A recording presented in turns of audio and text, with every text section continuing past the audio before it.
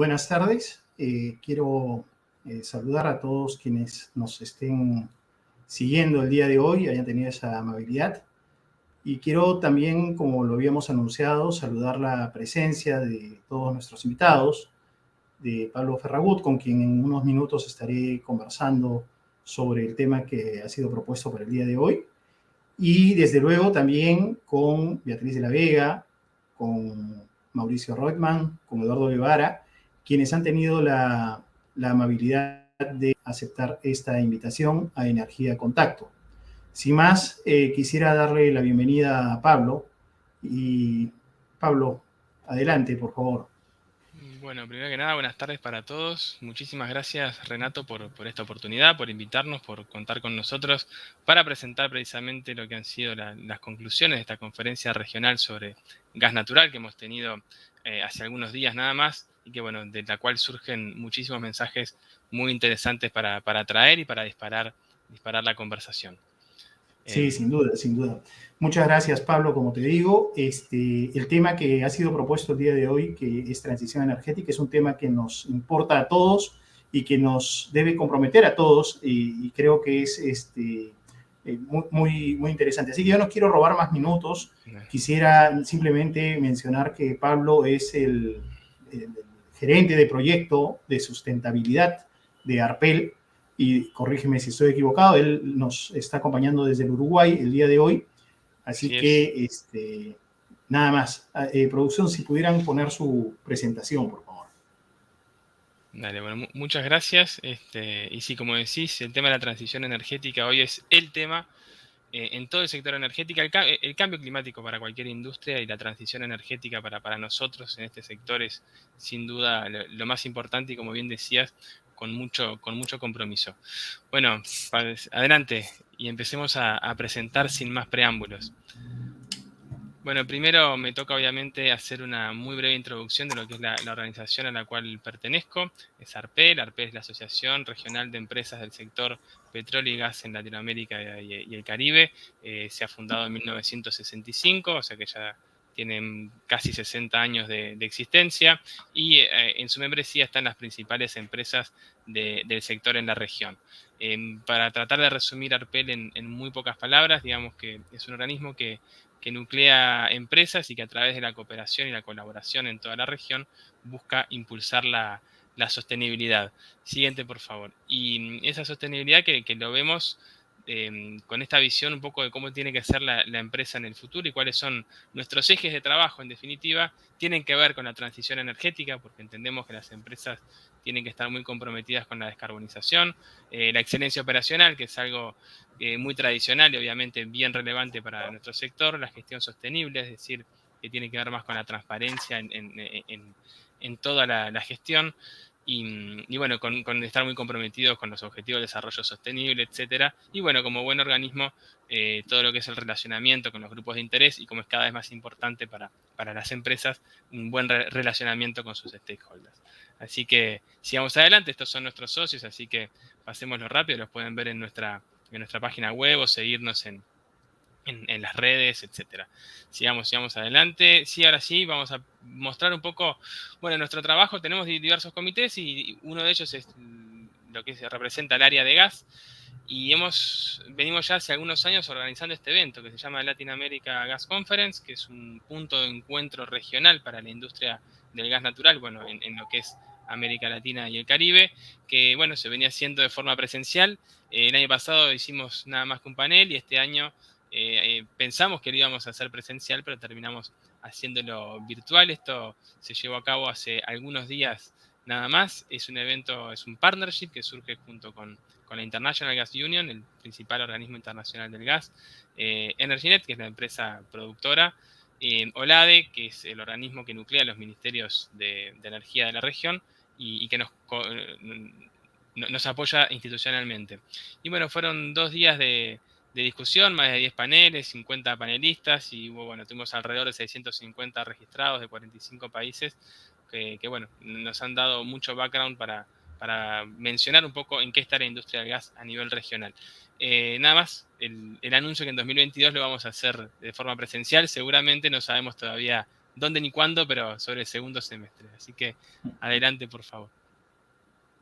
Bueno, como les decía, lo primero que traje es hablar de cambio climático. He separado la presentación en 3 puntos. Cambio climático y sus impactos, la industria del gas natural en la región, yendo país por país, y después, bueno, un cierre con integración regional y el GNL. Entonces, el informe AR6, que es el sexto informe de evaluación del IPCC. El IPCC es el brazo académico, si se quiere, de digamos, de la Convención Marco de Naciones Unidas para el Cambio Climático, y son quienes están permanentemente actualizando y mirando qué es lo que está pasando con el clima, ¿no? Y por acá hay algunos indicadores que son, bueno, relativamente preocupantes, lógicamente, y que nos llaman a la acción, ¿no? El primero, que tiene que ver con el CO2. El CO2 hoy tiene, con un alto nivel de confianza, se estima que tiene la mayor concentración en los últimos 2 millones de años. Estamos alrededor de las 410, 420 partes por millón, y eso implica que nos estamos acercando cada vez más a esos umbrales a los cuales no queremos llegar, ¿no? De 1,5 grados, de que harían levantar la temperatura entre 1,5 y 2 grados respecto a los niveles preindustriales, y que son los que se han puesto como meta en el Acuerdo de París. Esto impacta en la temperatura, o sea, la temperatura mundial, como ven ahí, no me voy a detener en cada punto, pero ha aumentado prácticamente 1 grado desde el siglo XIX, y estos cambios se van acelerando. Por otra parte, algunos cambios que también son bastante visibles son que las precipitaciones también van aumentando por efecto de la evapotranspiración, que va acelerando, digamos, de alguna manera el ciclo del agua. Han aumentado también, y eso tiene, bueno, también impactos por las precipitaciones extremas, etcétera, por lo que tiene que ver bueno, con la generación hidroeléctrica. Hay muchísimos impactos por ahí. El nivel del mar, que bueno, ha subido unos 20 centímetros, parece no tanto, pero también es un efecto que se va acelerando, y a toda la infraestructura costera le hace y mucho. Y que bueno, que también estamos teniendo muchísimas más olas de calor, y eso implica también muchos efectos para el sector de energía. Así que, siguiente, por favor. Bueno, esta es muy rápidamente, son algunos gráficos que los voy a pasar muy rápido. A la izquierda lo que ven es cómo ha aumentado en el último siglo prácticamente. Bueno, si bien la gráfica va hacia mucho más atrás, en cuanto a la estimación y la medición, la temperatura, o sea, vemos que ya podemos hablar de que ha aumentado prácticamente 1 grado, y a la derecha lo que tienen es la concentración de gases de efecto invernadero en la atmósfera medida a través del CO2, y que bueno, ahí ven que se ha disparado desde la revolución industrial. Bueno, sigamos adelante. Y bueno, esto lo que tiene este informe, que ha bajado ya a hacer estudios a nivel de la región, y bueno, sobre todo en lo que tiene que ver con olas de calor, con temperatura y olas de calor, que son los hexágonos rojitos esos. Bueno, vemos que en toda Sudamérica, si miran bien, eso es un mapa hecho en hexágonos y subregiones. La zona de Perú también está impactada por estos efectos, y con alto nivel de confianza de que, bueno, de que es la actividad humana la que está generando estos impactos. Sigamos adelante. Bueno, nada más para ir cerrando esta parte. Esto es una correlación que habrán visto muchas veces entre lo que tiene que ver con el aumento en el crecimiento económico y el crecimiento en el consumo de energía, que bueno, son dos cosas que se van desconectando lentamente en los últimos años, y que la idea es precisamente esa desconexión, no estar tan atado, o sea, que el crecimiento económico, el desarrollo económico, no dependa tanto del aumento de las emisiones. Pero eso realmente es algo muy, pero muy, pero muy complejo, porque todo nuestro sistema, más del 80% de nuestra energía, proviene de combustibles fósiles. Así que, siguiente, por favor. Bueno, esto es un breve resumen de cuáles son los gases de efecto invernadero que emitimos. La mayoría provienen del sector energía, o del uso de energía, no del sector energía en sí mismo, del uso de la energía por la quema de combustibles fósiles principalmente, aunque también para el gas natural bien importante el tema de las fugas de metano, etc. El 73% de las emisiones provienen del sector energía, y el 74% son CO2, o sea que por la quema, aunque también hay un componente importante de metano, no siempre del sector energético, muchas veces del sector agricultura y de residuos, pero también es importante el impacto que tiene esta industria, este sector del gas natural, en ese punto. Así que adelante. Bien, y para ir cerrando un poco esta primera etapa, decimos que a nivel global el petróleo y el gas proveen 54% de la energía. También decir bueno, un 20 y poco es gas natural, es un poco más la proporción de petróleo, que en nuestra región, esto es algo que yo siempre digo, se dice muy poco. Siempre se habla de que nuestra región es más renovable, de que nuestra región tiene mucha hidro, de que nuestra región, toda Latinoamérica, no tiene carbón, eso tampoco en Perú hay carbón, pero 70% de la energía proviene de petróleo y gas. Entonces, tampoco es que somos más renovables, sí, pero también somos mucho más hidrocarburíferos que otras regiones del mundo. Y eso es muy relevante a la hora de pensar en la importancia de esta industria para nuestra región. Y bueno, obviamente todo lo que tiene que ver con, digamos, la contribución que tiene esta industria al PIB, a los ingresos fiscales, la inversión extranjera directa, etcétera, es muchísima. Y por otro lado, bueno, el otro forzante que tenemos, que ya lo venimos hablando, tiene que ver con el cambio climático, la transición energética, el Acuerdo de París, la Agenda 2030 y un montón de iniciativas que tienen que ver con la sostenibilidad. O sea que estamos en el centro del problema, somos parte de la solución, sin lugar a dudas, pero bueno, hay como dos ejes, ¿no? Siguiente, por favor, pero hay dos ejes que son fundamentales, que tienen que ver para ya llegar a estos mensajes clave con la descarbonización y con el desarrollo económico y social. Entonces, ¿qué quiero decir en toda esta primera parte? Que el cambio climático es una realidad que hoy tiene impactos visibles, que quizás uno no se va adaptando, ¿no? Como la ranita que está adentro y le van calentando la olla y no se da cuenta en ese cuento, ¿no? Pero nosotros quizás no lo percibamos, pero cuando uno mira las estadísticas y mira para atrás, realmente hay cambios que son muy perceptibles. Es necesario tomar acción, eso sin duda. Por ahí una iniciativa que ha salido de la COP26 tiene que ver esta Methane Pledge, que bueno, se han comprometido en 110 países a reducir un 30% sus emisiones de metano al 2030. Es muy desafiante, pero también, eh, y esto es hoy, esto se va a seguir acelerando y va a haber más compromisos, y entonces, ¿esto en dónde impacta? En que la industria del gas natural tiene que ser mucho, pero mucho más eficiente, digamos, al menos en temas, o menos carbono intensiva, lo menos carbono intensiva que pueda ser. Bueno, que tiene un rol clave en la descarbonización, sí, sin duda el gas natural lo tiene, por las sinergias que tiene con otras energías renovables, con la generación renovable como proveedor de flexibilidad en los sistemas eléctricos, como también sus sinergias con otros gases bajos en carbono. El biogás, ni que hablar, que es algo complejo por la dispersión territorial de nuestros países, pero el biogás la verdad es que bueno, obviamente también es metano y puede usar la misma infraestructura, digamos, que el gas natural. Y el hidrógeno verde, que bueno, se está en estudio en varios países cómo usar la infraestructura del gas natural para hacer blending. Y el hidrógeno azul, en el cual el gas natural es el que genera el hidrógeno, en definitiva, con captura de carbono. Así que hay muchas y muy buenas sinergias mirando hacia adelante. Bueno, entonces el mensaje es ese, que la cadena de valor del gas natural deberá descarbonizarse lo más posible. Y a su vez bueno, hay dos claves acá, la descarbonización y el desarrollo. Y tenemos que ver cómo lograr estos dos puntos que bueno, lo veníamos haciendo mal, pero de forma muy fácil, digamos, ¿no? O sea, más combustibles fósiles era más desarrollo. Bueno, hoy eso ha cambiado muchísimo, pero seguimos necesitando más energía para tener más desarrollo, así que de nuestra parte tenemos que buscar cómo el gas natural, sustituyendo otras fuentes o bueno, tiene todas estas oportunidades para aportar a estos dos objetivos en definitiva. Así que siguiente, por favor. Bueno, vamos a pasar ahora a la segunda etapa de la presentación. Digamos, lo que hago acá es una recorrida por unos 10 países. Ahí vemos los indicadores. Estos van a estar bastante parecidas todas las láminas, ¿no? Donde tenemos algunos indicadores y algunos principales drivers del mercado. Cuando miramos Argentina, uno de los mercados más importantes de nuestra región, es un país que tiene, digamos, un buen nivel de reservas, con un ratio RP de unos 10 años, pero con una actividad exploratoria muy fuerte y con muchas posibilidades en todo lo que tiene que ver con vaca muerta y el no convencional. Es un país que tiene importaciones, es un importador estructural, es decir, con su producción no logra abastecer completamente su demanda y con una característica muy fuerte de estacionalidad, fundamentalmente para cubrir los consumos residenciales en el invierno. Entonces, en el invierno realmente la demanda me tendrán que corregir, pero puede ser hasta el doble de lo que es en los picos bajos del verano.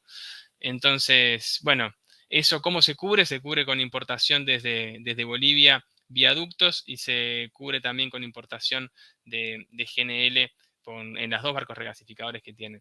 Y decir, bueno, también tiene algunas exportaciones hoy principalmente a Chile, pero tiene infraestructura para exportar productos hacia Brasil, hacia Uruguay, que también exporta, pero muy poquito, y bueno, siempre con la mirada de la integración regional. ¿Y qué es lo más destacado de Argentina? Bueno, obviamente Vaca Muerta, que ha cambiado todas las ecuaciones, ha aportado muchísima oferta de gas, y que bueno, lo más destacado también el plan Gasar, por ahí Mauricio después quizás nos quiera comentar algo. Este plan lo que ha hecho es contractualizar la demanda, ha sido por medio de una subasta donde los propios productores pusieron el precio, digamos, y bueno, el precio del gas en Vaca Muerta se estableció por medio de subasta competitiva entre los 3,5 y 4 dólares el millón de BTU. Bueno, tiene algunas correcciones, temas de estacionalidad, etcétera, pero para redondear es más o menos eso. Pero bueno, ¿cuál es el problema que está teniendo hoy Vaca Muerta? Bueno, que es mucho más grande de lo que la infraestructura estaba preparada, y es lógico. Antes, hace unos 10 años, no era necesario la expansión. Hoy sí es necesaria una expansión de infraestructura de gasoductos para transportar el gas de Vaca Muerta, y con miras también a la integración regional. Entonces ha surgido un plan, recientemente el gobierno presentó un plan bueno, para expandir gasoductos tanto en el norte como en el sur, para unir Vaca Muerta con el anillo en Buenos Aires y también con el GENEA, el gas del gasoducto del noreste argentino, y llegar a cubrir también alguna zona norte que es cubierta hoy con gas desde Bolivia. Unos 3.500 millones de dólares es la inversión estimada hasta 2023, por ahí el plan de obras lo pueden descargar o se los puedo facilitar, pero bueno, muy desafiante desde el punto de vista de desarrollo de proyectos y de la financiabilidad, ¿no? Bueno, así que bueno, lo último a comentar de Argentina es que es un mercado creciente, muy maduro, o sea, quizás el más maduro de la región, y bueno, en el que sin dudas la expansión de Vaca Muerta está de alguna manera se ve a través de esa demanda más regional, porque tiene, o sea, el recurso para abastecer lo tiene, pero bueno, no es sencillo esa búsqueda de mercados con la complejidad que tiene el gas, y bueno, en el largo plazo quizás a través de GNL, pero bueno, Argentina se encuentra hoy en ese desarrollo de infraestructura. Siguiente, vamos a hablar un poco de Brasil, creo ahora. Bueno, en Brasil tenemos una situación también cómoda en cuanto a reservas. Sin embargo, el problema que tiene Brasil, también es un importador estructural, es un mercado bastante maduro también, pero el gas hoy en día está desarrollando muy fuertemente el presal. El presal es un petróleo offshore, digamos, una capa, bueno, en el offshore, principalmente en Río de Janeiro y San Pablo, en la Bacia de Santos, y bueno, en esa zona la producción petrolera está aumentando muchísimo, pero son campos que están quizás a 200 kilómetros de la costa. Entonces es muy difícil llevar ese gas que es asociado, o sea, que no tiene flexibilidad, llevarlo a la costa, ponerlo en el continente y usarlo. Entonces, no, si bien se está desarrollando infraestructura, Brasil si bien tiene recursos, sigue muy dependiente, obviamente, del gas que proviene de Bolivia, importa unos 17 millones de metros cúbicos día, pero claro, con Bolivia, como está declinando su producción, empieza bueno, a ser también una necesidad de buscar otras fuentes. ¿Cuáles son? Bueno, primero el GNL. El GNL en Brasil se está desarrollando fuertemente. Había 3 terminales, hay 2 terminales nuevas, y ahora se están desarrollando 4 o 5 proyectos bueno, que algunos de ellos en los próximos años los vamos a ver ya en funcionamiento. Entonces, y la gran clave de Brasil, sin duda, que tiene que ver con esto que es la apertura, la nueva ley del gas, que ha buscado desde un mercado monopólico llevarlo a un mercado abierto, competitivo, donde entren varios actores y cuyo principal driver ahí es bajar los precios para la industria, diría yo, porque eso genera desarrollo industrial y desarrollo al final. Entonces, bueno, están en ese proceso, pero lentamente avanzando. Ya una de las terminales que era de Petrobras, hoy ya la opera Accelerate. Hay muchas novedades, muchos agentes, muchas cosas que van pasando en la infraestructura de ductos, en el acceso a la infraestructura, pero todavía esto es algo que bueno, va a llevar un tiempo que se pueda realmente madurar este mercado y que se puedan ver algunos efectos. Lo que sí es importante de Brasil, y sobre todo este año, vinculándolo a cambio climático, es que un país que depende muchísimo de la hidroeléctrica ha tenido una sequía terrible, una de las peores en los últimos 100 años, y eso ha impulsado muchísimo la importación de GNL, y el GNL es el que da, en definitiva, la flexibilidad para el mercado eléctrico brasileño.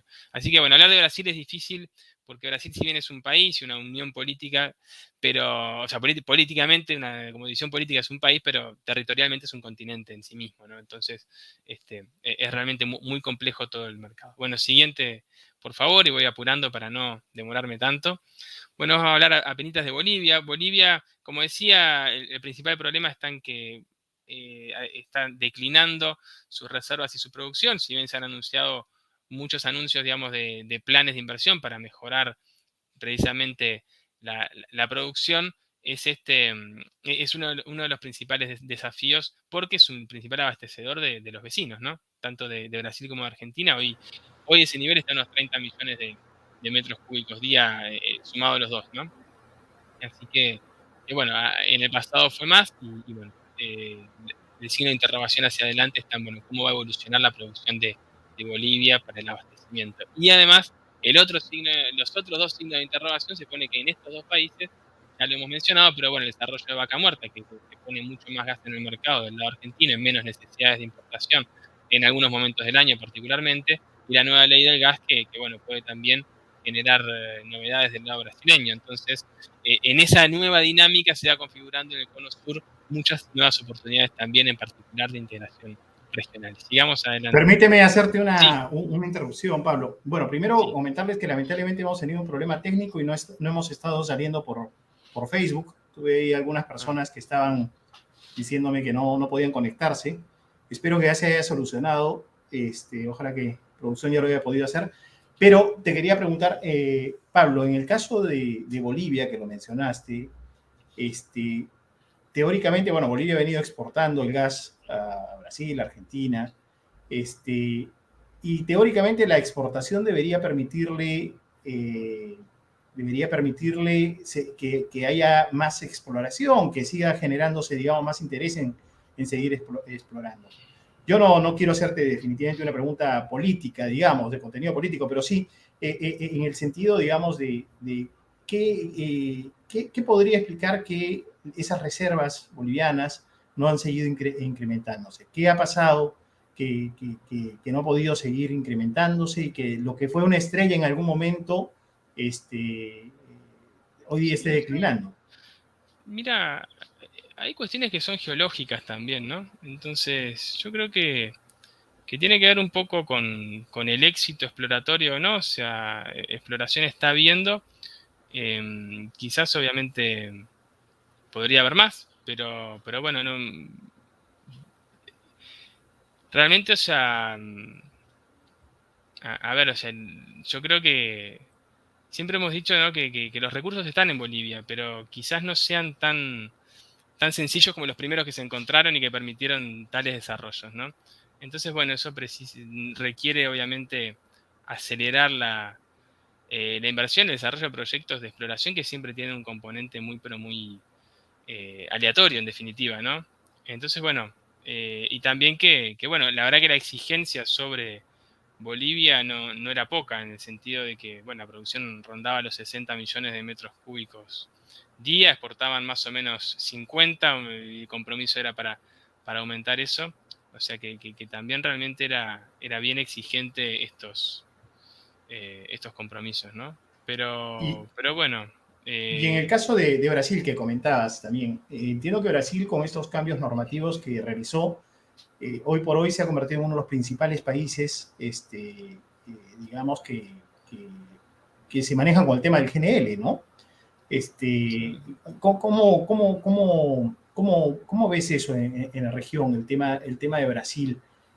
Algo ya lo comentaste, pero Mm, quizás... No, Brasil un poco también hay que, lo que decía al final, ¿no? Brasil es un continente en sí mismo, entonces hablar del gas en el sur puede no tener nada que ver con el gas en el norte, más allá de que pueda haber un sistema o no, y que, o sea, tiene realmente alcance territorial, o sea, el gas está en casi toda la costa de Brasil, pero entonces en Brasil una terminal de GNL que alimenta una central eléctrica y no está conectada a la red de gas, puede funcionar, digamos.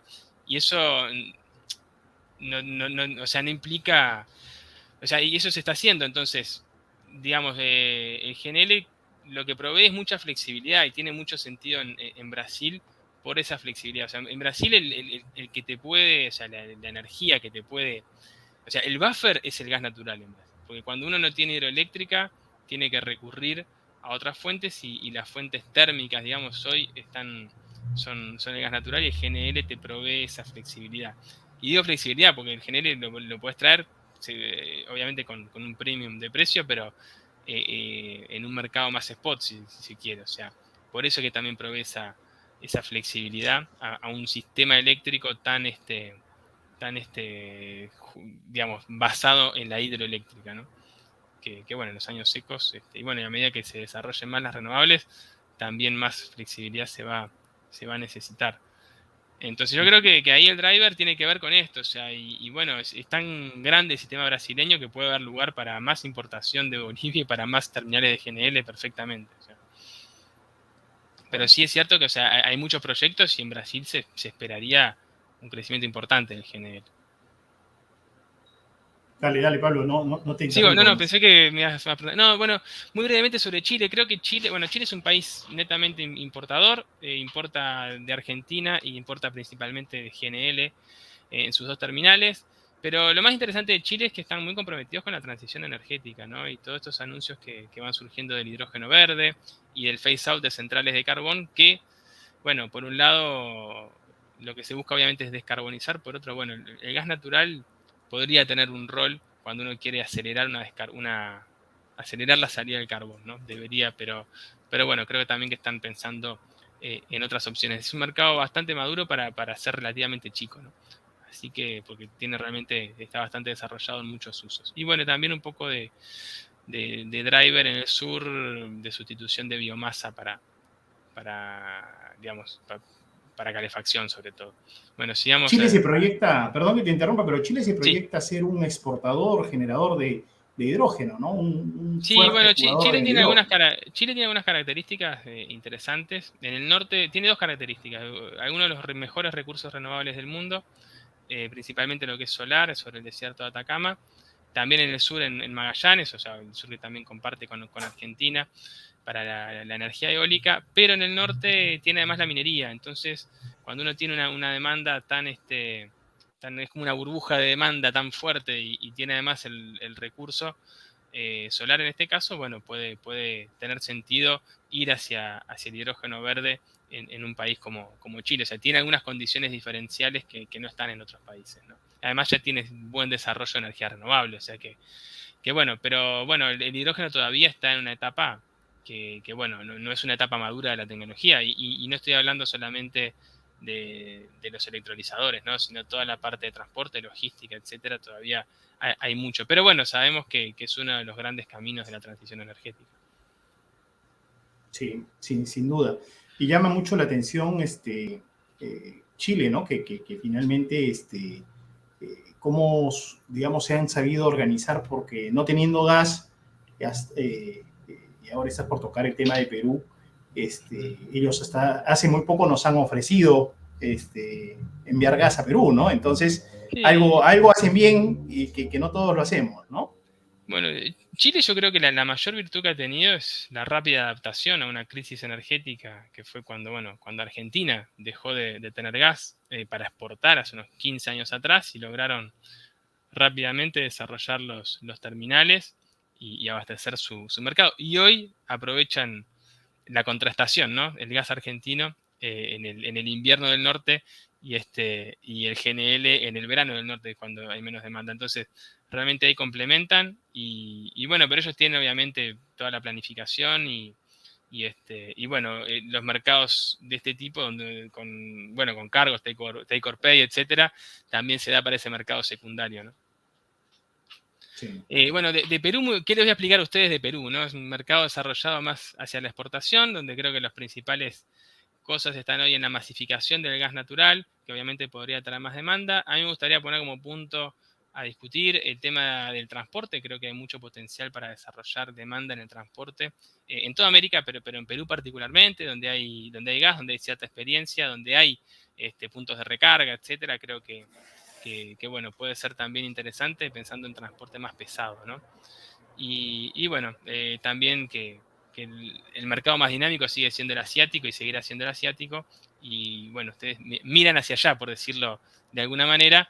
Entonces, bueno, es así como han aprovechado la exportación hasta ahora, a futuro sí, sí, siempre puede ser una opción. Porque demanda seguro que va a haber. Bueno, sigamos adelante. Sí, sí, no, no te interrumpo porque ahora cuando estemos en el panel Sí, porque bueno, seguramente además, vamos a conversar más venimos de como eso. muy rápido de tiempo y quiero pasar muy rápido. Bueno, Sí, Ecuador, un país que no tiene prácticamente gas natural en su matriz, eh, tiene algunos consumos en el sur, por ahí están los números. Sin embargo, el campo del cual provee el gas natural, que es el campo Amistad, está en franca declinación. Y bueno, lo que se ha hecho es este proyecto de Sidecar LNG, que es un proyecto a pequeña escala, modular y escalable, con isotanques, para sustituir este campo. Y bueno, si quieren también les puedo mandar alguna información más sobre este proyecto, que si les interesa, porque es bien interesante. Y bueno, es para abastecer demanda privada, industrial y de generación eléctrica en el sur, donde, bueno, en una primera etapa podría escalar hasta 3 millones de metros cúbicos, según lo que dice Sidecar y sus estudios de perspectiva de demanda. Y bueno, ya más a largo plazo se podría pensar en una expansión de un mercado mucho más grande en Ecuador, principalmente por sustitución de diésel, GLP y fuel oil, que además son combustibles fuertemente subsidiados, ¿no? Entonces, bueno, yo creo que Ecuador puede tener un crecimiento limitado, pero de esta manera y con estos drivers, ¿no? Y es interesante, el proyecto este de Sidecar es muy interesante para quien lo quiera estudiar. Siguiente. Bueno, en Colombia es otro de los mercados que tenemos muy, pero muy maduros en la región. Es muy desarrollado, la verdad es que tiene más de 10 millones de clientes, 600.000 vehículos, que es algo bastante interesante. O sea, está desarrollado en todos sus mercados, transporte, residencial, industria, etcétera. Tiene un desafío en el abastecimiento, si ustedes se fijan, el ratio 6,5 años. Está trabajando fuertemente en desarrollar sus recursos gasíferos. Tiene una terminal de GNL que es para respaldo, sobre todo por el tema de la generación hidráulica con estos dos fenómenos, ¿no? El niño y la niña, que bueno, traen lluvia y sequía alternativamente. Y bueno, pero lo más importante, o sea, que Colombia está viendo el gas natural como parte de su matriz energética, estimando que bueno, va a seguir teniendo entre el 16 y el 25% de participación a largo plazo, y que toda la industria se ha alineado a través de su asociación, con contribuir con la descarbonización. Han firmado un acuerdo recientemente. Y bueno, eso tiene que ver sobre todo con desarrollar los gases verdes y apoyar las renovables, ¿no? Eso es un poco el espíritu de ese acuerdo. Y bueno, es interesante esa alineación de la industria. O sea, creo que también es un ejemplo interesante para seguir, del cual también les puedo enviar algún video o presentación que ha hecho el equipo de Naturgas. Así que por ahí viene Colombia. Adelante. Bueno, Guyana, Surinam, mencionarlo muy rápidamente, que a veces nos olvidamos, si bien obviamente no tienen gas en su matriz, Guyana hoy produce unos 120.000 barriles por día, pero tiene recursos y es un país que se va a desarrollar muchísimo en la producción. Han descubierto recientemente petróleo y es una de las rising stars, digamos, de las nuevas estrellas del mercado. Surinam, en la misma cuenca, también ha descubierto petróleo, viene un poco más atrasado porque el descubrimiento fue más reciente. Y lógicamente cuando no hay infraestructura, cuando no hay nada, el ancla suele ser la generación eléctrica, ¿no? En países además que son importadores de hidrocarburos, aunque en este caso, bueno, en este caso también serían, porque por más que tengan el hidrocarburo, lo tienen que refinar, ¿no? Entonces, bueno, Surinam tiene refinería. Pero en eso, digamos, el gas natural, la oportunidad de sustituir líquidos importados en la generación eléctrica, y por ahí están los números de Guyana, y con los mismos drivers, Surinam se esperaría que podría ir en el mismo camino, pero bueno, todavía tenemos que ver lo que va a pasar. Pero es interesante que podrían ser países que se integren a estos mercados de gas a la brevedad. Bueno, siguiente. Bueno, y para ir cerrando, bueno, esa recorrida latinoamericana, mencionar un poco algunos números del GNL, ¿no? Que esto no nos deja de impresionar, porque cada vez que miramos este mapa es de este año y ya está desactualizado. Eh, Hoy tenemos unos 10 países importadores, hay dos con proyectos que ya están o terminando de instalarse, que son El Salvador y Nicaragua. Hay una terminal por ahí que falta, un proyecto chico en Pichilingüe, en México.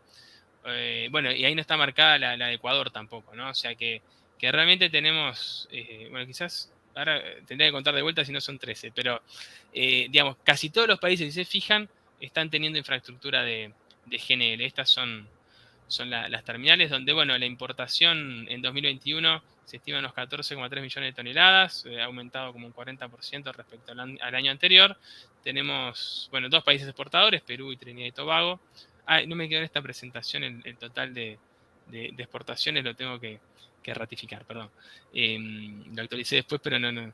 Pero, digamos, principalmente la importación, lo importante es que hay muchos países que ha crecido mucho la importación por, bueno, sobre todo con esto que pasó en Brasil, ¿no? Que como respaldo, como flexibilidad. Pero también eso es lo que tiene, puede subir y bajar en el año según algunas condiciones, como puede ser una gran sequía. Y los drivers para el desarrollo de GNL, el peak shaving, como puede ser en Argentina, que yo digo es un peak shaving de 6 meses, pero no deja de ser un peak shaving. Gas to Power, en todo Centroamérica, Caribe, tenemos este driver, lo mismo que hablábamos en Surinam, Guyana, es decir, de que sea la generación eléctrica el ancla para sustituir líquidos importados y poner gas natural. Flexibilidad para el sector eléctrico, que ya hemos hablado bastante de esto. Y como base del abastecimiento lo podemos tener en países como Chile, en países como Ecuador mismo, donde si bien no es tan grande la demanda en Ecuador, bueno, no deja de ser de que bueno, es una oportunidad de sustituir el abastecimiento en la base, ¿no? Así que bueno, y todos los países que estructuralmente tienen un déficit, bueno, como Argentina, como Brasil, bueno, el GNL es parte de ese abastecimiento. Así que bueno, y esto nada más, cierro esto diciendo que hay muchísimas terminales en proyecto o en desarrollo, ¿no? Sobre todo en Brasil. Bueno, adelante, porque ya no quiero robarme el tiempo del panel. Bueno, el último punto es oportunidades de integración regional, y acá 3 cosas, pero bueno, Estados Unidos, México, que bueno, Estados Unidos lo podemos considerar de la región como Américas en su globalidad. Hoy México importa el 75% de su gas desde Estados Unidos, y hoy lo que se está mirando es exportar el gas estadounidense desde México, lo cual me parece algo curioso y a la vez interesante. En el Cono Sur la infraestructura está desarrollada de los 90, hay gasoductos que unen a todo el Cono Sur, sin embargo hay una gran capacidad ociosa, pero todas estas nuevas complementariedades que estuvimos nombrando sobre Vaca Muerta, sobre Bolivia, sobre Brasil, incluso Bolivia buscando mercados en Perú, en Paraguay incluso, aunque es bastante más difícil, creo que bueno, pueden generar nuevas oportunidades, ¿no? Donde se cubra cierta estacionalidad y demás. Y después en Centroamérica y Caribe, que bueno, dado que las demandas son pequeñas y fragmentadas, la oportunidad de soluciones integradas para bueno, poder desarrollar el GNL en pequeña escala que permita desarrollar a varios países. De todas formas se va teniendo en muchos países infraestructura ya, ¿no? Como Jamaica, como bueno, Puerto Rico, etcétera, que ya tienen hace tiempo infraestructura. Bueno, con esto cierro. Siguiente creo que quedan las conclusiones, pero bueno, nada más para cerrar y repasar que el gas natural tiene sentido en la transición energética de América Latina, bajo ciertos drivers, pero con estos 2 ejes, descarbonización y desarrollo económico, social y seguridad energética. Que el gas natural tiene muchas sinergias con los gases renovables, con otras energías y gases renovables, no voy a insistir en esto, ya lo hemos mencionado, que el GNL está en franco crecimiento, desarrollando nueva infraestructura y que por todo lo que provee de flexibilidad, incluso una cosa que no lo mencioné, el GNL puede tener también desarrollo en microescala, por ejemplo, para transporte, etcétera, transporte marítimo, tiene también muy buenas oportunidades, y la integración regional, lo que mencionaba recién, que bueno, hay muchas y muy buenas oportunidades que surgen en particular de las nuevas dinámicas en los diferentes mercados y principalmente en el Cono Sur. Esto surge un poco de todo lo que hemos hablado en la Latin America Gas Conference y muchas discusiones que tenemos durante todo el año, así que nada, cierro por acá y bueno, muchísimas gracias y abierto a la discusión. No, muchísimas gracias, Pablo. Vamos a ir rápidamente a un pequeño corte, pero vamos a volver con el panel que creo que va a ser muy rico. Adelante, producción. Imagina que eres el dueño de una estación de servicio de gasolina. Estás en una zona muy transitada y tienes competidores fuertes a tu alrededor. Para mantenerte competitivo, todos los días tratas de poner el precio más adecuado para tus productos. ¿Qué pensarías si te dijera que existe una herramienta capaz de recomendarte el mejor precio para cada uno de tus productos? con base en la maximización de la utilidad y el análisis de docenas de variables. Y no solo eso, sino que es una herramienta que te permite ingresar el precio que desees y simular diferentes escenarios para que compares, evalúes y escojas el precio que tú quieras aplicar, con el respaldo de un análisis de datos en tiempo real. Es aquí donde entramos nosotros para ayudarte, a través de nuestro recomendador y simulador de precios. Con el recomendador y simulador de precios de Everis y Fuel Price, podrás visualizar información detallada de tu estación, precios de venta de los competidores de tu estación de servicio, márgenes, recomendación por franjas horarias, entre otras. Visualizar información resumen de todas las estaciones. Simular precios para una o varias estaciones de servicio. Con el recomendador y simulador de precios de Everis y Fuel Price, conoce a tus clientes y desbloquea el poder de los datos para mejorar tu estrategia de pricing. Bien, bienvenidos nuevamente. Por favor, si hacemos pasar entonces a nuestros invitados, Beatriz, Mauricio, Eduardo, y podemos conversar de repente un poco sobre lo que es la transición energética y que bien Pablo ya nos ha comentado. Quiero darles la bienvenida, Beatriz, muchas gracias por acompañarnos. Por favor, producción, si me ayudas con Eduardo y con Mauricio para estar todos juntos y conversar un poco.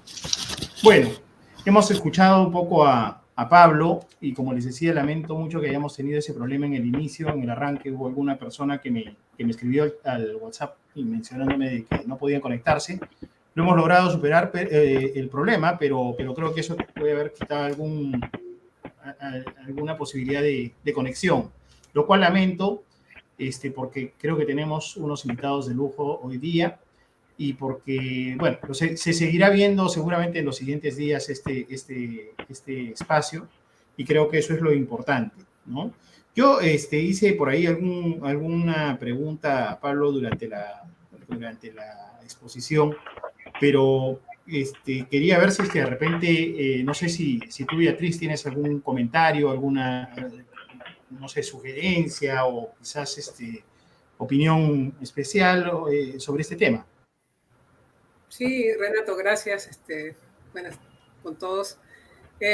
Sí, escuchando atentamente los comentarios de Pablo, partiendo de la premisa, de las conclusiones a las que se han arribado ahora en la COP26, y los potenciales de negocios que Pablo ha presentado, ¿no? O sea, este tema de la zona sur, la capacidad ociosa, o la posibilidad de nuevos negocios, sinergias entre Estados Unidos, un gran exportador de gas natural, ¿no? O de LNG a otros mercados de Asia.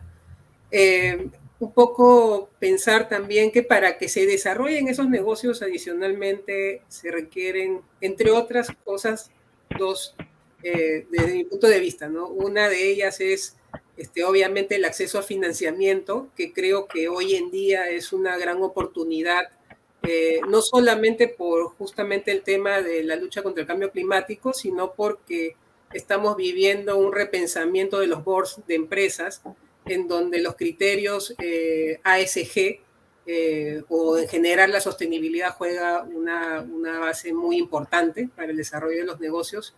Y por otro lado, también está el tema regulatorio, ¿no? O sea, en esta secuencia que Pablo nos ha hecho respecto a cómo estamos en la región, pensaba un poco en el caso del Perú y las oportunidades que presenta Pablo, por ejemplo, en el tema de infraestructura, de transporte, y lo que se requiere entre atraer inversión y además tener un marco regulatorio que permita desarrollar los negocios, sin obviamente dejar de lado también el contexto político y todas esas otras variables sociales que vivimos en la región, ¿no? Entonces, ahí también, quizás después de la ronda, trasladarle a Pablo su visión respecto a estos temas que estoy comentando.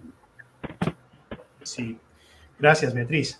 No sé si es que tú, Eduardo, quieres de repente mencionar algo. Beatriz, entre las cosas que mencionó, también habló de la falta de infraestructura, o en todo caso como oportunidad para el Perú. tú que has sido viceministro de hidrocarburos en Perú y que has conocido pues, de cerca los planes, de repente puedes comentar un poquito más al respecto, ¿no? Porque finalmente tenemos ya varios años con algunos planes de infraestructura en el sector detenidos, ¿no?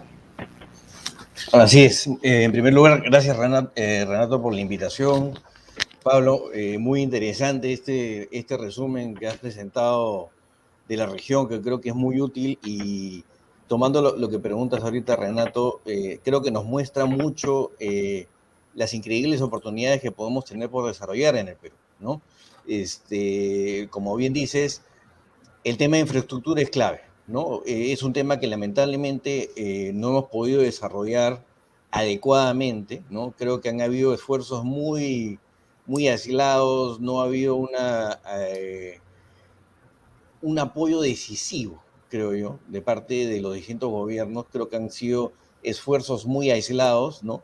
No se ha trabajado con un objetivo determinado, por ejemplo, en lograr efectivamente la masificación, sino en cada caso, en cada oportunidad, casi como que, a ver, tú, no sé, por inversión, ministerio, quien sea, tú encárgate y a ver hasta dónde llegas, ¿no? Y creo que ahí es donde hemos fallado, y donde realmente lo que se tiene que trabajar en el Perú es trabajar todos en ese plan de masificación, ¿no? No es que se lo doy a una entidad y usted se encarga y ve cómo lo hace, sino todos debemos trabajar de manera conjunta para lograr ese objetivo. Si no trabajamos juntos, eso no se va a poder lograr y no vamos a poder ver, por ejemplo, esos números que hay en Argentina o en Colombia, ¿no? Por ejemplo, hablaban de más de 600.000 vehículos usando gas natural.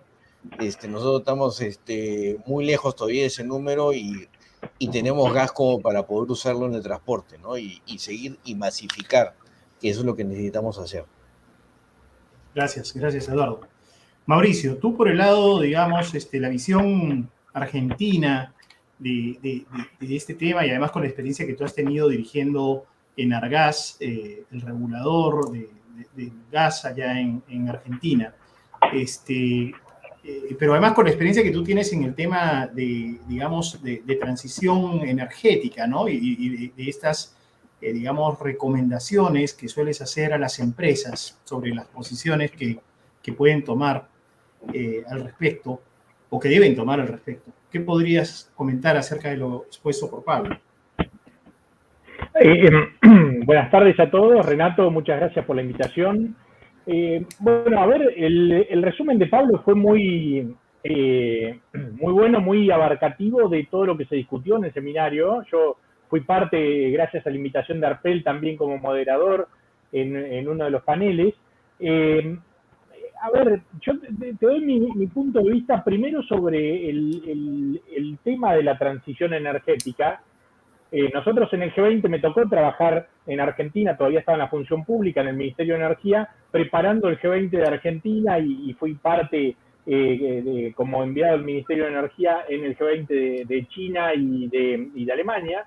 Y nosotros planteamos en Argentina la idea de transiciones energéticas en plural, y esto quedó en los documentos del grupo de trabajo de transiciones energéticas del G20, que se le cambió el nombre, y estas cuestiones que tienen que ver con conceptos, ¿sí? Que con palabras terminan en estos foros diplomáticos de diplomacia energética siendo muy importantes.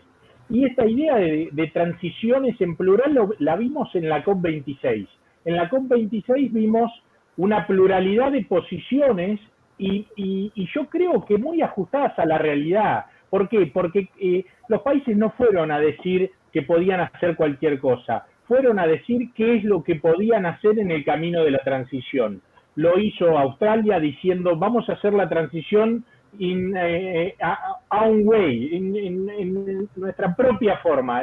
La India diciendo nosotros no llegamos a ser net zero en 2050. China planteando también su problemática. O sea, cada país con una problemática distinta. Nadie niega que hay que ir en la dirección de la transición energética, pero cada país entendiendo su situación y cómo a partir de eso se puede dar. Cuando uno mira Latinoamérica, desde ese punto de vista, la foto de Latinoamérica no es mala. La región latinoamericana es una de las que tiene, si uno mira la matriz energética en Latinoamérica agregada, es una de las más limpias del mundo, si no la más limpia, ¿sí? La de menores emisiones. Pero ahí no está el problema, porque esto, y yo a veces lo converso con mucha gente del sector petrolero, y hay como una especie de posición de defensa, ¿sí? De atrincherarse diciendo, bueno, pero nosotros no tenemos que mitigar porque nosotros emitimos poco. Bueno, eso es una visión, desde mi humilde punto de vista, equivocada. Equivocada porque la transición energética termina siendo un problema de comercio, ¿sí? Y termina siendo un problema de acceso al financiamiento. Y eso ya no tiene que ver con un problema del sector energético, pero deriva en un problema que va a tener el sector energético. Digo, se va a dificultar el acceso al financiamiento para el sector petrolero. Yo comparto algunas de las apreciaciones que hace Pablo respecto del gas, y ahora amplío un segundo sobre el tema, pero uno de los puntos importantes es el comercio. La huella de carbono de nuestro comercio latinoamericano va a tener problemas en términos de barreras no arancelarias. Europa está discutiendo el ajuste de carbono en frontera, el Carbon Border Adjustment Mechanism, que lo están discutiendo también en Estados Unidos. ¿Y eso qué significa? Que si nosotros no trabajamos sobre la reducción de la huella de carbono de nuestras exportaciones, nos van a cobrar aranceles sobre esas exportaciones. Con lo cual ya deja de ser un problema de, bueno, si estamos mitigando o no estamos mitigando. Vamos a tener que mitigar para ser parte del comercio mundial en igualdad de condiciones, y vamos a tener que mitigar para acceder al financiamiento para infraestructura, para energía, para todo lo que lo necesitamos y mucho en Latinoamérica.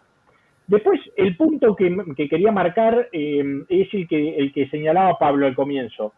Creo que el rol del gas, creo que hay también desde mi punto de vista, me parece que desde la visión europea se aceleró, ¿sí? Demasiado, sin miramiento, sin considerar riesgos, la transición, y descartando opciones de oferta demasiado rápido.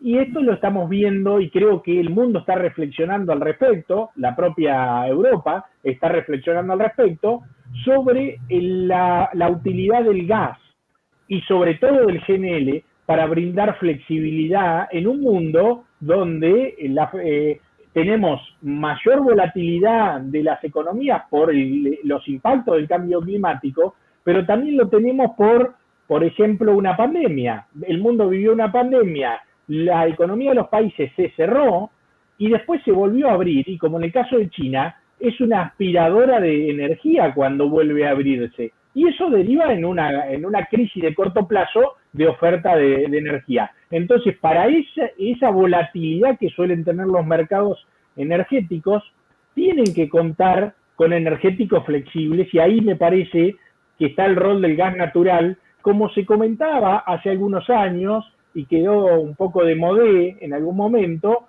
como un puente en la transición, una especie de ayuda al mundo para hacer esta transición. Con lo cual me parece que ahí es un punto relevante el del gas. Si querés, después seguimos conversando por ahí más en detalle sobre Argentina. Claro que sí. Pablo, no sé si quieres hacer algún comentario. Buenísimos todos los comentarios, ¿no? Y muy de acuerdo con muchas cosas. Primero, porque además se van cruzando varios temas. Los tres hablaron de financiamiento, ¿no? Desde distintos puntos de vista. Sí, ese es un punto, yo no lo mencioné mucho, es verdad, creo que no dije una palabra, pero es un punto absolutamente clave en el sector energético hoy. Pero vuelvo un poco hacia lo que decía. Cuanto más descarbonizados estemos, cuanto más se descarbonice la cadena de valor, cuanto más desarrollo genere y más encadenamientos hacia abajo y encadenamientos productivos, más sentido tiene, porque eso es lo que nos van a estar mirando. Tanto la huella de carbono, por barreras para arancelarias o lo que fuere, pero también para acceder al financiamiento. Y ya no solo el financiamiento de los organismos. ya el financiamiento de la banca privada también. Entonces eso es bien relevante. Una cosa que mencionaba Beatriz, en la cual Arpel y yo personalmente trabajo bastante, es todo estos criterios de ESG o ASG, y cómo entender la sostenibilidad de forma como más sistemática, ¿no? Y entender de forma sistemática, medirla, gestionarla, y en definitiva, al final, la descarbonización quizás sea el más importante, pero es uno de los impactos, ¿no? Cuando hablamos de ESG es minimizar todos los impactos, reconocerlos junto con los stakeholders y minimizarlos. Entonces ahí la gestión ambiental, la gestión social y la gestión de la gobernanza entendida desde la anticorrupción y un montón de cosas que las empresas tienen que hacer. O sea, sin duda que hoy es algo... Y por eso, y vuelvo un poco a lo que decía al principio de la estrategia de Arpel. O sea, hoy transición energética como descarbonización y esto que hablábamos del ESG son como los dos puntales, porque son los dos lugares hacia donde las empresas tienen que ir para seguir siendo exitosas con todos los desafíos que esto tiene, ¿no? Y bueno, por ahí también alguna cosita que mencionaba Eduardo, es decir, cuando hablamos de infraestructura, estamos hablando de financiamiento en el fondo, y por eso es como que se engancha todo y vuelve sobre lo mismo. Entonces creo que por ahí me ayudan a complementar este mensaje clave que la verdad no lo había puesto. Y también por ahí, Mauricio, capaz de querés comentar algo más, de que vos en realidad moderaste el panel sobre financiamiento en el LGC. Entonces capaz que por ahí querés hacer algún comentario adicional, pero están buenos estos puntos que levantaste también sobre la actitud. O sea, la actitud tiene que ser mejorar siempre, porque además esto se va acelerando muchísimo. O sea, hace 10 años no se hablaba de esto. No lo hablaba la IEA, no es que no lo hablaba Exxon o las empresas petroleras. No lo hablaba la IEA.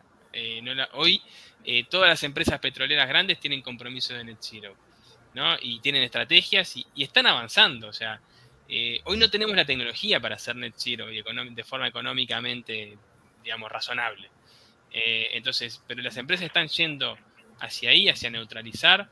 Hoy se está hablando de GNL, carbono neutral, como un valor agregado a los cargos. O sea, y esto no existe. Pero estamos hablando que no existía hace 3 años atrás, hace 4 años atrás.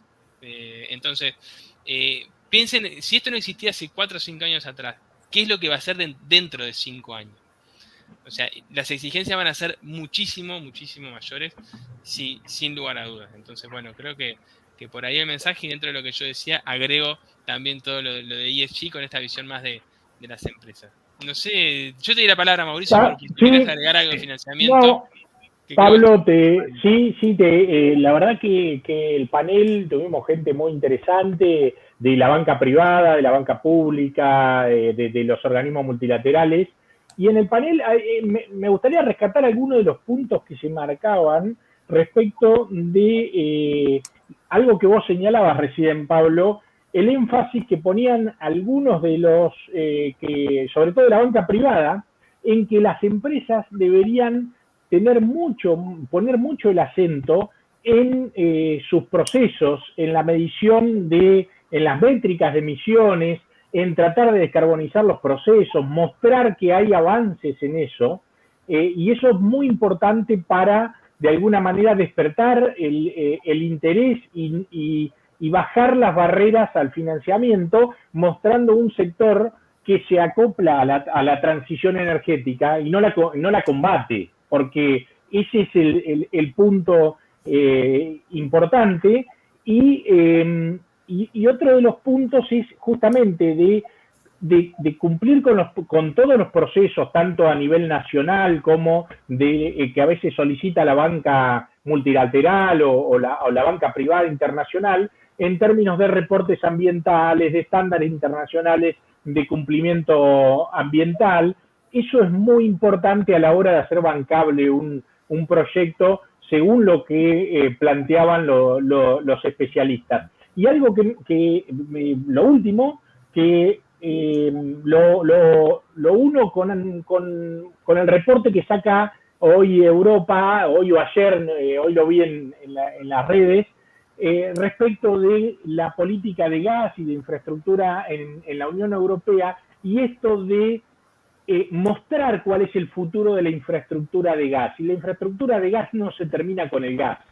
Y eso es muy importante porque hace pocos años se empezaba a hablar de los stranded assets vinculados al oil and gas. Hoy, con el advenimiento y el fortalecimiento de la visión sobre la economía del hidrógeno y del biogás y de gases alternativos, ¿sí?, bajos en carbono, se está empezando a ver que hay esta idea de los stranded assets en la infraestructura de gas no es tan terminante, sino que esa misma infraestructura puede servir para facilitar el advenimiento de una economía vinculada al hidrógeno. Y esto es lo que plantea hoy, se planteaba en el seminario el otro día de ARPEL y se plantea en el documento que saca en estos días, que ha sacado en estos días la Unión Europea. Sí, yo voy a hacer algunos comentarios a eso sobre lo que decías. Lo primero, o sea, todo esto que hablamos de ESG se resume en gestión transparente y basada en evidencia, donde uno tiene que demostrar realmente las acciones que está tomando, cuantificar, porque muchas cosas se puede cuantificar. Algunos indicadores son algo cualitativos, hay marcos, eso se pueden buscar, pero en definitiva el mensaje es transparencia y basarse en la evidencia, y que la empresa no está sola, digamos, ¿no? La empresa responde a diversos stakeholders, entonces lo que importa es lo que le importa un poco a todos, ¿no? Esa creación de valor compartido son como las tres cosas más importantes. Cuando uno hace un reporte de sostenibilidad, se basa básicamente en estos conceptos, o sea, materialidad y bueno, ese reporte por indicadores, por decirlo de alguna manera, que es lo que genera la evidencia y es la herramienta de gestión. Después un muy breve comentario sobre los stranded assets. Yo creo que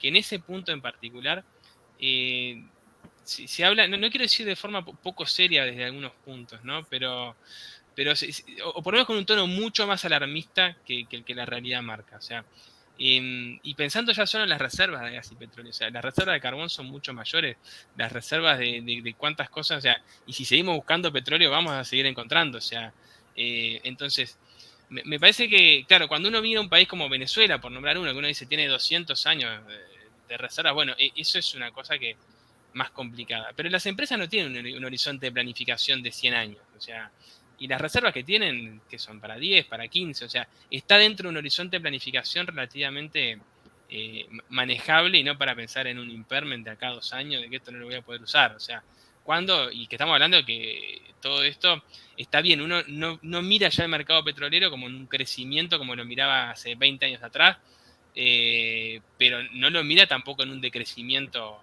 extremadamente acelerado, o sea, todo lo contrario. Entonces, sí, no va a ser el mercado más dinámico, y menos cuando lo compara con otros, como las renovables, pero sí, no deja de ser un mercado que además, una cosa es decir, consumo 90 millones de barriles de petróleo por día, otra cosa es cómo los abastezco cuando mi declinación natural de los campos es de 6-7% anual. Entonces, digamos que en muy pocos años yo tengo que volver a reinvertir para seguir sosteniendo una producción. O sea, tengo que estar siempre invirtiendo. Entonces, eso de los stranded assets, y es cierto un poco lo que yo mencionaba en la infraestructura, capaz que Eduardo, ahora que hablamos de infraestructura, quiere hacer un comentario más, pero tiene que ver con esto de decir, bueno, hay mucha, la infraestructura del gas natural, el conocimiento sobre el gas natural, e incluso el hidrógeno que sale del gas natural también, o sea, incluso el conocimiento sobre el carbon capture, sobre el storage, por mencionar cosas que están ahora en la discusión, es mucho, o sea, realmente es muy aprovechable todo lo que hay en la industria e incluso en la infraestructura cuando hoy se está pensando en cómo hacer el blending y cuando hacer un ducto, obviamente si ya está construido, lo que pongamos adentro habrá que cambiar materiales, habrá que actualizar en muchos casos, pero gran parte ya está de alguna manera resuelto. Entonces creo que por ahí ese mensaje está bueno también. Y lo último, y ya corto por acá, esa visión de gas natural como puente. Y yo, digamos, seguimos usando carbón y fue lo primero que descubrimos como combustible fósil para salir de las trampas malthusianas, como le gusta decir a los historiadores económicos. Entonces, ¿por qué pensamos que vamos a dejar de consumir algo en 10 años? O sea, algo que es la base de nuestra economía, de la base de nuestra vida, o sea, ¿no? Entonces, eso de que es un buen... Yo creo que son muchas empresas, muchos países, muchas fuentes de energía y tecnologías que están en competencia para resolver problemas de las personas, problemas de las empresas, y que en esa competencia van a tener sus nichos y sus países y su lugar. Y bueno, y la que mejor resuelva los problemas de las personas son de la forma más barata y con mejor calidad, son las que van a prevalecer. Y bueno, es cierto que lo que sí es cierto es que el mercado hoy es mucho más competitivo. Entra la movilidad eléctrica, entra el hidrógeno, entra el gas natural, que hace 50 años tampoco estaba en este mundo, digamos, con el desarrollo que se tiene hoy. Entonces, eso yo relativizo mucho esa idea del puente hacia algo verde, o por lo menos en un horizonte, digamos, razonable de 30, 40, 50 años, ¿no? Entonces, Eduardo, bueno, perdóname, sí. Pablo, pero quería saber, Eduardo, ¿cómo ves tú entonces ante este panorama que han propuesto Mauricio especialmente y Pablo también al Perú? ¿Cómo nos ubicamos en el Perú con todos los, digamos, la falta de infraestructura que tenemos especialmente en este sector? Sí, no, en nuestro caso, como bien sabemos, en el tema de gas natural, nuestro gran reto es la infraestructura, ¿no? Gas, sabemos todos que tenemos más que suficiente, ¿no? El gran reto es cómo desarrollamos esa infraestructura para poder llegar a satisfacer la demanda que puede haber en las casas o por posibles usos industriales, ¿no? Y el gran reto que se nos viene, y es un tema que ya viene trabajando el gobierno, es cómo desarrollar esa infraestructura, ¿no? Lo hacemos con los recursos del FICE, revisamos las reglas o el esquema que se quería usar para desarrollar las redes regionales, que lamentablemente no ha tenido los resultados que se quisieron, ¿no? Y es algo que tenemos que trabajar, y al mismo tiempo, como bien lo han planteado bien claro Mauricio y Pablo, es los retos que también se nos vienen por el tema de descarbonización, ¿no? Entonces, como país, si tenemos compromisos que asumir, creo que también es algo que tenemos que trabajar para evitar que después lo que queramos hacer por un lado, localmente nos termine afectando en el comercio, ¿no? Que también es otra parte importante de la economía del país, ¿no? Entonces creo que hay que trabajar esto de manera muy...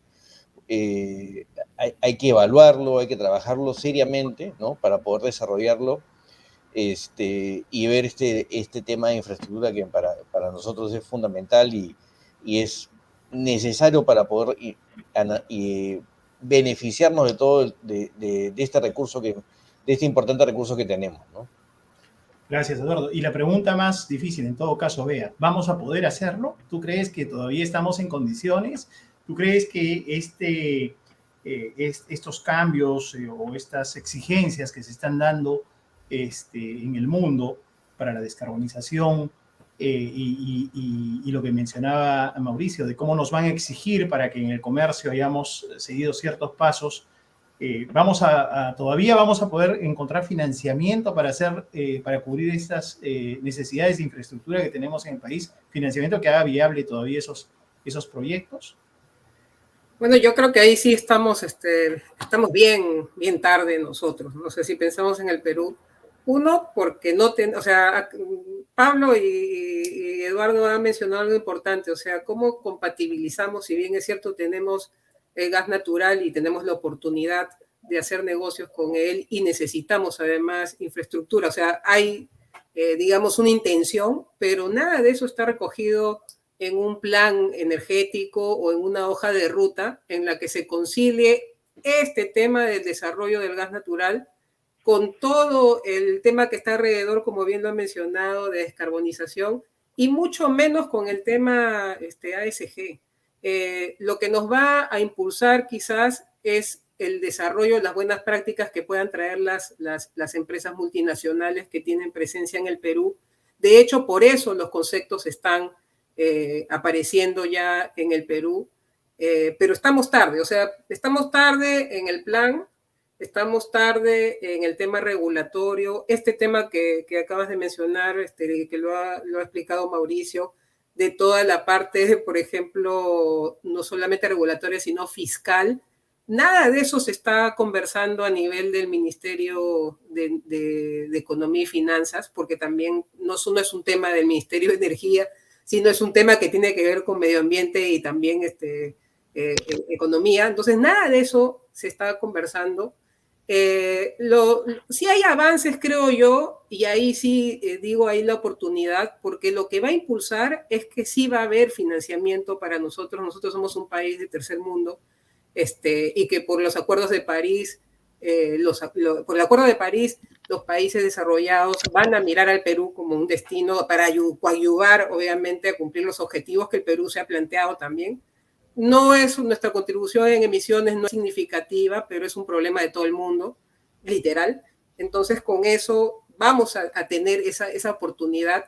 Y lo que ha dicho Mauricio también es cierto, o sea, la banca entró tarde, y ya va a ser más difícil para el petróleo, obviamente, adquirir ese financiamiento, pero hay oportunidad, o sea, ha habido como un despertar en la COP, en la última COP, porque, por ejemplo, si pensamos en los estados financieros de las empresas, que hasta ahora las exigencias eran para las empresas públicas que cotizan en bolsa, ya hay anuncios, por ejemplo, que las normas internacionales de información financiera, se va a crear un ente paralelo para las normas internacionales de información financiera vinculadas a los criterios ASG. Entonces, eso va a ocurrir ya, o sea, en el 2023. Entonces, hay varias cosas que están ocurriendo en el mundo, pero la verdad es que, opinión personal, yo veo que la agenda peruana está bien atrasada. O sea, hay mucha intención, pero no hay una hoja de ruta donde estas cosas se pueda pensar que a mediano, corto o largo plazo se van a ejecutar para cumplir los objetivos que nos hemos propuesto. Renato, adelante. solamente quería hacer un comentario adicional. Claro. Y tomando lo que acaba de decir Beatriz, ¿no? El gran problema que tenemos nosotros es que a veces decimos, ya, a ver, tú, Ministerio de Energía y Minas, encárgate, ¿no? O tú, Ministerio del Ambiente, encárgate de los temas de descarbonización. Pero cada uno trabaja por su lado, ¿no? Y este es un tema en el cual tienen que trabajar todo el Estado de manera conjunta. Si lo hace solamente uno, y con sus propias ideas, sin haber consultado con el resto, y sin tener el apoyo del resto de entidades del gobierno, sobre todo, por ejemplo, el MEF, que para algunas cosas puede ser sumamente clave, ¿no? Igual el Ministerio del Ambiente, ¿no? No vamos a poder avanzar. No van a hacer esfuerzos individuales que después va a encontrar un problema en algún otro par dentro del gobierno. Entonces tiene que haber una decisión de gobierno de avanzar en esto y que todos estén involucrados, ¿no? Que no sea, este es un tema ambiental, bueno, que se encargue el Ministerio del Ambiente, ¿no? O es un tema de, bueno, desarrollen infraestructura para llevar el gas natural, bueno, que lo vea el Ministerio de Energía y Minas, ¿no? Acá lo tienen que trabajar todos juntos. Claro, porque tenemos un divorcio, ¿no? Un divorcio exacto. En el Estado peruano. Sí, exacto. Sí, creo que eso es lo que nos impide ir para adelante. Mauricio, se habló un poco, o Beatriz mencionó un poco el tema también de las empresas, ¿no? ¿Cuál es la situación de las empresas? Y no sé si tú quieres agregar algo, porque yo te lo planteé al inicio. Sí, a ver, yo creo que desde el punto de vista de las empresas, me parece que hay un rápido despertar y hay una toma de acciones. En Argentina lo estamos viendo, hace pocos días hubo un día de información sobre la empresa, los resultados de la empresa Vista, que es uno de los operadores que ha crecido mucho, con el ex CEO de YPF, Miguel Galuccio. Es una de las operadoras con mayor producción de petróleo en Argentina, privada, y Vista en ese día de informes y mostrando cuál era el futuro de la empresa, anunció un objetivo de ser net zero en 2026 mediante la utilización de Nature-Based Solutions, que es algo que todas las petroleras hoy están trabajando, más también trabajo sobre los procesos. Bueno, todas las empresas multinacionales que tienen sede también en Argentina, que están muchas de ellas trabajando en Vaca Muerta y en algunas otras cuencas importantes, También con decirte algo muy concreto, que lo hemos hablado con algún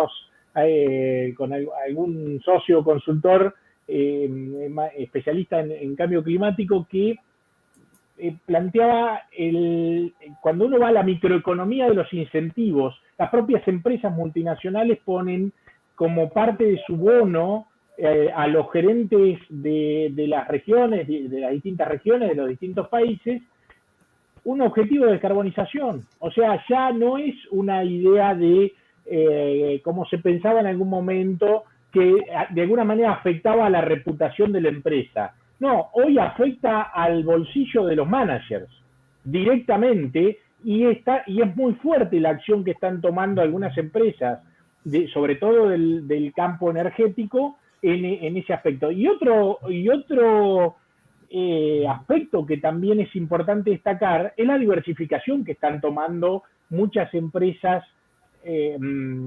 otrora petroleras o con especialización en gas, hacia un campo mucho más amplio de proyectos de energía, como por ejemplo en Argentina la participación de algunas empresas petroleras importantes en lo que fue el Plan Renovar, que fue un plan muy agresivo de incorporación de energías renovables en la matriz energética argentina, y lo están haciendo en distintos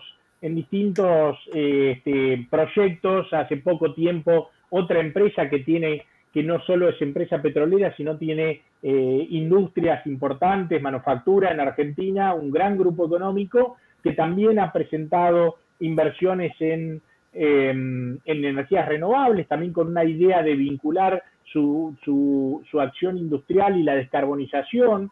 Yo creo que las empresas están muy conscientes de esto, y como decían ustedes por ahí, creo que a veces los estados van un poco a la saga.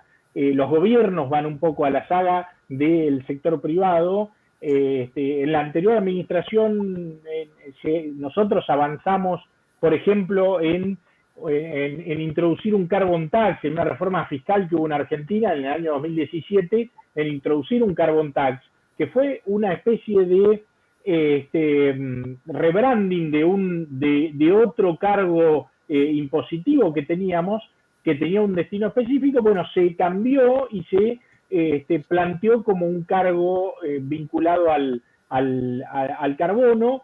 Yo creo que hay que seguir avanzando en eso, hay que seguir avanzando.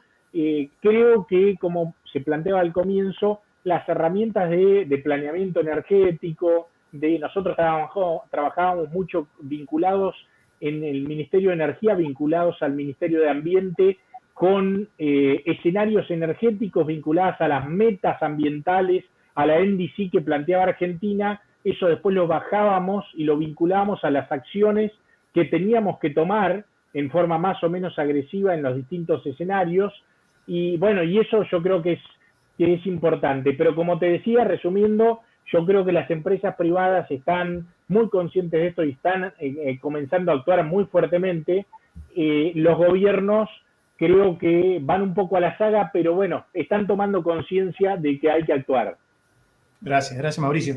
Hay un par de preguntas, ya estamos casi prácticamente con la hora, pero no quiero dejar de mencionarlas. No sé si tú, Beatriz, o quizás Eduardo quieren hacer algún comentario sobre la pregunta que nos han hecho y tenemos en pantalla. No sé si es que esté tan clara, pero creo que es un poquito su preocupación por cómo los peruanos estamos, digamos, se nos va a complicar un poquito entender el compromiso con la descarbonización. No sé si es que alguno de ustedes quisiera hacer algún comentario al respecto. Yo quisiera, un comentario corto. A ver, el tema si hablamos de la descarbonización en sí, este es un tema que a nivel de la empresa privada sí se viene trabajando ya desde antes, digamos, del 2018, 2019.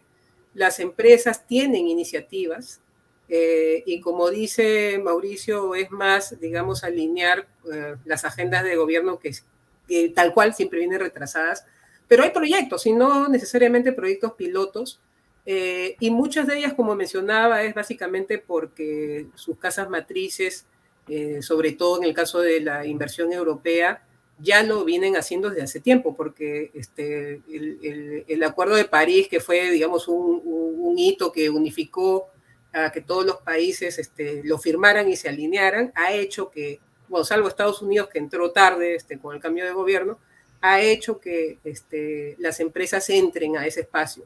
Ahora, el tema es que, para que no suene como un tema romántico, hay que acompañarle los números, ¿no? Y por eso es que al principio mencionaba el tema del financiamiento, que veo que estamos todos en la misma línea, porque el incentivo es realmente que tenga valor y que todo esto que se está propugnando por los criterios ASG finalmente se convierta o se traduzca en una oportunidad, ¿no? O sea, y lo digo porque hoy en día, para acceder a un préstamo, hasta para mantener las tasas de interés, te piden que cumplas con hacer proyectos sociales, carbono cero, que justifiquen, o sea, porque la banca lo está exigiendo para también empujar a cumplir con los objetivos, ¿no? De descarbonización, pero faltan cosas, las que se puedan hacer sin necesidad de cambios regulatorios. Las empresas lo están haciendo porque es una oportunidad de adquirir capital de trabajo para desarrollar sus proyectos. E incluso, digamos, hasta de las empresas petroleras. O sea, ¿por qué? Porque hay algunas empresas que, aunque sean petroleras, que es más difícil conseguir financiamiento. En el caso del Perú, hay proyectos pequeños, pero que necesitan financiamiento. También tienen la oportunidad de acceder si, por ejemplo, le acompañan el desarrollo de un proyecto social. Por ejemplo, energía renovable en la zona. Entonces, hay eso todavía, hay oportunidades. El tema es que hay que explorarlas y aprovechar las oportunidades donde no se requiera cambios drásticos de regulación, mientras vamos obviamente emparejándonos con estos pendientes importantes, que es definir el foco hacia dónde queremos ir y la regulación que hay que acompañarle por el lado del gobierno. Gracias, Bea. Eduardo, hay una última pregunta que está además vinculada al tema de lo que ha sido la inversión de la refinería. No sé si es que de la refinería Talara, tú que lo has visto tan de cerca, no sé si es que quieres comentar algo al respecto, ¿no? Sí, no, a ver, el tema de la refinería, a ver, tiene varios objetivos, ¿no? Uno es el poder estar en capacidad de poder producir combustibles más limpios, ¿no?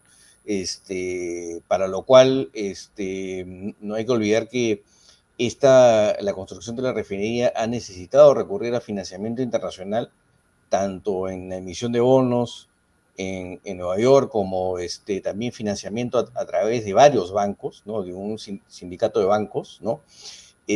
Donde muchas de estas cosas han sido evaluadas, ¿no? Estamos hablando de inversionistas que son muy exigentes, cuando se va a buscar este tipo de financiamiento ante estas entidades, muchas de las preguntas están orientadas a estos temas de cambio climático, ¿no? ¿Cuál es el impacto que va a tener, ¿no? ¿Cuáles son los compromisos, ¿no? Y creo yo que eso es, por un lado, el objetivo de completar la refinería e iniciar su operación, ¿no? Y yo creo que de ninguna manera deberíamos entender que esto puede afectar, por ejemplo, el tema de masificación, ¿no? Fácilmente se puede complementar. La propia refinería, para parte de sus procesos, usa gas natural, ¿no? Es un consumidor importante en la región Piura de gas natural, de la nueva concesión que hay en Piura, ¿no? Pero sin duda, lo que pueda producir la refinería, que va a ayudar a producir localmente combustibles, que ya no vamos a tener que importar gran parte de productos terminados, ¿no? Pero adicionalmente se puede avanzar tranquilamente con la masificación del gas, introducir el GNL en el transporte. Creo que eso es fundamental, ¿no? Creo que no debemos retrasarnos en eso, ¿no? Hay mucho interés. Hay que ver dónde están las trabas y ver cómo podemos encontrar soluciones que nos permitan poner en movimiento esto y poder beneficiarnos de esto, tanto de lo que pueda producir la refinería de Talara, como también lo que podamos hacer a través de la masificación de gas natural. Gracias, Eduardo. Bueno, estamos ya con el tiempo, nos hemos excedido definitivamente. Quiero agradecer una vez más especialmente a Pablo, que ha tenido la gentileza de presentar hoy las conclusiones de lo que fue el LGC 2021. Agradecer desde luego también a Beatriz, que nos acompaña desde Houston, a Mauricio, que ha tenido también la amabilidad de participar desde la Argentina, y a ti, Eduardo, que estás, al igual que yo, en Lima. Agradecer a las personas que, pese al problema técnico que tuvimos, que no pudimos salir en vivo como lo habíamos ofrecido, finalmente nos han acompañado, pero el programa quedará grabado y podrán acceder a él. Esperemos que puedan de repente buscar aquellas partes que sean de su mayor interés. Y una vez más, muchas gracias y nada más. Eso es todo. Saludos. Bueno, volvemos gracias. en todo caso, sí, volvemos en todo caso el 5 de diciembre con Beatriz, que nos va a acompañar. Ahí vamos a tener un tema muy interesante. Y nada más, felices fiestas, desde luego, y gracias nuevamente. Bueno, gracias y encantado de seguir en contacto. Cuídense mucho. Gracias por la invitación. Gracias. Gracias, cuídense. Chao. Felices fiestas. Imagina que eres el dueño de una estación de servicio de gasolina. Estás en una zona muy transitada y tienes competidores fuertes a tu alrededor. Para mantenerte competitivo, todos los días tratas de poner el precio más adecuado para tus productos. ¿Qué pensarías si te dijera que existe una herramienta capaz de recomendarte el mejor precio para cada uno de tus productos, con base en la maximización de la utilidad y el análisis de docenas de variables? Y no solo eso, sino que es una herramienta que te permite ingresar el precio que desees y simular diferentes escenarios para que compares, evalúes y escojas el precio que tú quieras aplicar, con el respaldo de un análisis de datos en tiempo real. Es aquí donde entramos nosotros para ayudarte, a través de nuestro recomendador y simulador de precios. Con el recomendador y simulador de precios de Everest y Fuel Price, podrás visualizar información detallada de tu estación, precios de venta de los competidores de tu estación de servicio, márgenes, recomendación por franjas horarias, entre otras. Visualizar información resumen de todas las estaciones. Simular precios para una o varias estaciones de servicio. Con el recomendador y simulador de precios de Everest y Fuel Price, conoce a tus clientes y desbloquea